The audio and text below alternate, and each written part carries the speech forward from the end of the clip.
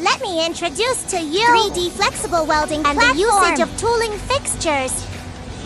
First, let me introduce our clamping product. How to use quick locking pins. This thing is like the screws we use everyday work on the same principle. This is how we usually use it. After inserting this, tight. This area supports the use of hex socket screws to make it even tighter. Okay, let's not move now, right? This clamp can adjust from multiple angles. Supports welding any workpiece. Of course, more clamps can be used. We can produce different effects. This thing is like, assemble it like a big toy.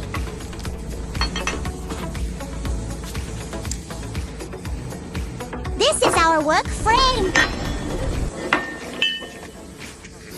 This is a 90-degree angle. You can adjust it at any angle. What if you're worried about it moving during welding?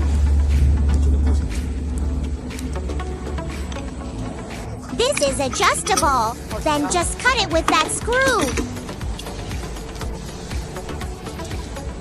Okay, we're in a tight spot. Then press something down and twist it a couple of times. Okay, the workpiece is tightly sealed and won't move now, right? We're done using it. Let go! If you feel that artifact just now, that tightening is more troublesome, right? Let's introduce another one.